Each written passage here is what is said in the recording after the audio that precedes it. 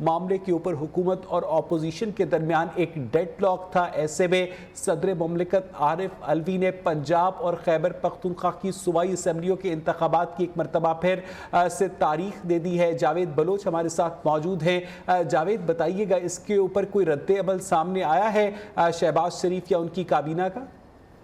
नहीं वैसे अभी तक कोई ऐसा रद्द-ए-अमल सामने नहीं आया, लेकिन जो कन्वर्सेशन जारी थी इससे पहले सदर मुमलिकत ने 2 खत लिखे इलेक्शन कमीशन को कि वो इलेक्शन की तारीख का ऐलान करें और सूबों में इलेक्शन करवाए जाएं। इस पर इलेक्शन कमीशन की तरफ से ये जवाब दिया गया था कि इलेक्शन कमीशन अपने तौर पे कोई तारीख नहीं दे सकता, क्योंकि पंजाब असम्बली का मामला है और केपी असम्बली का मामला है, तो कंसर्न गवर्नर जो है वो तारीख दे सकते हैं। और इसके साथ साथ इलेक्शन कमीशन ने आइन और कानून के तहत ये भी वाज़ेह किया था अपने जवाब में जो सदर पाकिस्तान को भेजा गया था, उसमें ये कहा गया था कि सदर मुमलिकत जो है इलेक्शन करवाने के हवाले से जो है वो सदर का कहीं कोई आइनी किरदार या वैसी चीज़ नहीं। सदर मुमलिकत सिर्फ जो है वो कौमी असम्बली के इलेक्शन की तारीख दे सकते हैं। लेकिन चूंकि आज सदर मुमलिकत ने एक अहम इजलास तलब किया हुआ था ईवान सदर में, और इसके लिए चीफ इलेक्शन कमिश्नर को भी तलब किया गया था उस इजलास में, लेकिन इलेक्शन कमीशन की तरफ से ये उन्हें बताया गया कि चीफ इलेक्शन कमिश्नर इस इजलास में शरीक नहीं होंगे। तो फिर आज सदर मुमलिकत ने खुद ही अपनी 9 अप्रैल को इन दोनों सूबों में तारीख का ऐलान कर दिया है। लेकिन जावेद, अब सवाल तो ये पैदा होता है ना कि इलेक्शन ऐवान सदर ने तो नहीं करवाने, इलेक्शन तो इलेक्शन कमीशन ने करवाने हैं, और अगर इलेक्शन कमीशन जो है उसको सपोर्ट नहीं मिलती सिक्योरिटी की, उसको वजारत ख़जाना की जानिब से पैसे नहीं मिलते, तो फिर तो 9 अप्रैल को इंतखाबात प्रैक्टिकली पॉसिबल ही नहीं है। मामला तो फिर वहीं खड़ा रहेगा। देखें वैसे इससे पहले जब इलेक्शन कमीशन ने रब्ता किया, जो DROs हैं उनकी तैनाती के हवाले से जो अमला है इलेक्शन कमीशन की तरफ से जो तैनात किया जाता है इंतखाबात के लिए, तो कहीं से भी अदलिया ने भी हाथ खड़े कर दिए और उन्हें जो है वो अमला देने से इनकार कर दिया। उनके जो ऑफिसर्स हैं उन्हें जो है वो देने से इनकार किया। इसके साथ साथ अवैध जो वजारत खजाना है उसने भी मुल्की मायशी सूरत हाल को जो है वो का जिक्र करते हुए फंड देने से इनकार किया। तो इस तरह इलेक्शन कमीशन को तो जारी बात है फंड चाहिए, इलेक्शन कमीशन को सपोर्ट चाहिए। इलेक्शन कमीशन के पास अपना कोई ऐसा अमला नहीं है, अपने कोई ऐसे फंड नहीं है कि वो अपने फंड लगाकर या अपना स्टाफ लगाकर इलेक्शन करवा सके, क्योंकि सिक्योरिटी के लिए पुलिस चाहिए, रेंजर्स चाहिए, वो दस्तियाब है नहीं। सिक्योरिटी के लिए बाकी इदारे जो है वो भी दस्तियाब नहीं है। तो इस सारे सिनेरियो में इलेक्शन होना इम्पॉसिबल है। इसलिए इलेक्शन कमीशन ने गवर्नर को खत लिखे थे कि वो तारीख का ऐलान करें, लेकिन गवर्नर की तरफ से तारीख का ऐलान नहीं किया गया। फिर सदर की तरफ से जो है वो इंटरफेरेंस की गई और सदर ने बार बार इलेक्शन कमीशन को ये फोर्स किया और बार बार खत लिखे, उन्हें जो है वो कहा गया कि इलेक्शन की तारीख ने, लेकिन सदर अपना इस खत के जवाब में इलेक्शन कमीशन ने जवाब दिया था कि इलेक्शन कमीशन का ये काम नहीं है कि वो डेट अनाउंस करे या इलेक्शन की तारीख दे। इसलिए आज सदर ने खुद ही जो है वो 9 अप्रैल के लिए तारीख का ऐलान कर दिया। अब इस खबर का अगर जावेद बलोच तज्जिया किया जाए तो क्या वाकई 9 अप्रैल को इलेक्शंस मुमकिन हैं? नहीं, वैसे पॉसिबल नहीं है। इलेक्शन कमीशन को कम अज कम जो है वो 54 डेज चाहिए होते हैं इलेक्शन करवाने के लिए और इलेक्शन के इंतजामात के हवाले से भी। अब अगर फर्ज करें कि 9 अप्रैल जैसे कि अनाउंस की गई है, 9 अप्रैल के लिए इंतजामात शुरू भी किए जाएं, तो फिर भी मुमकिन नहीं है इलेक्शन कमीशन के लिए। जारी बात है फंड का मामला है, सिक्योरिटी के लिए पुलिस का मामला है, जो अमला तैनात होना है उसका मामला है। तो इतने सारे इंतजामात जो है वो सिर्फ 2-4 दिन की बात नहीं, काफ़ी दिन लगते हैं इसमें, काफ़ी हफ्ते लगते हैं, काफ़ी इजलास होते हैं, काफ़ी अमला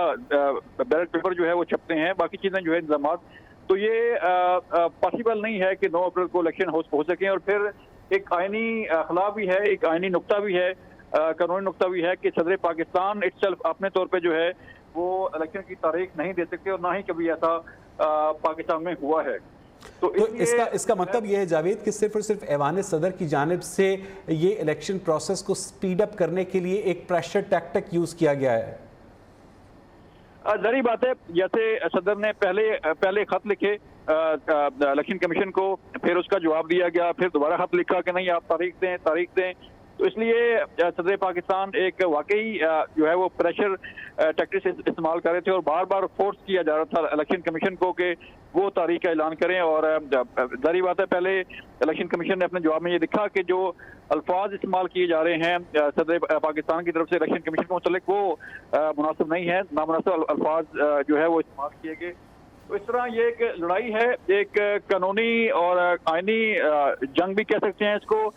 کیونکہ پولیٹیکل مائلیج لینے کے لیے تحریک انصاف، کیونکہ صدر مملکت جو ہے وہ تحریک انصاف سے ہیں، حکومت پی ڈی ایم کی ہے،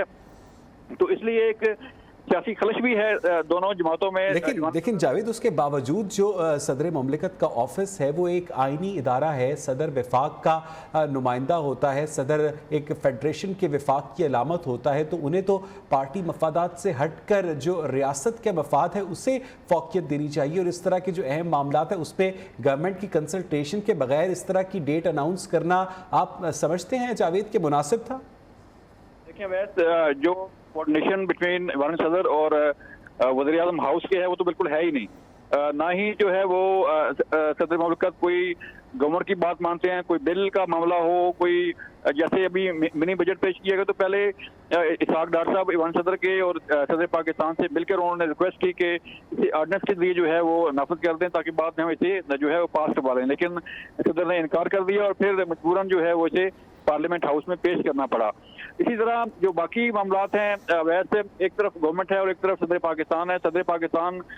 خود چل کے جاتے ہیں عمران خان کے پاس زمان پارک میں، پوری مشینری جو ہے وہ حرکت میں ہوتی ہے، اور رہی بات کوارڈینیشن کی تو صدر مملکت جو ہے وہ ایک پارٹی کے طور پر سامنے آ رہے ہیں، وفاق کا نمائندہ تو دور کی بات، وہ صرف ایک پارٹی کی حد تک جو ہے انہوں نے اپنے آپ کو محدود کر لیا ہے۔ اچھا جاوید، یہ بتائیے گا کہ آج ایوان صدر کی جانب سے جو اعلامیہ جاری کیا گیا، اس اعلامیے کی ڈیٹیل کیا ہے؟ اس میں مزید کن کن قانونی شکوں کا حوالہ دیا گیا ہے؟ دیکھیں ویس، پہلے تو یہ اعلامیہ جاری کیا گیا تھا کہ صدر نے آج ایک اہم اجلاس طلب کیا ہے ایوان صدر میں،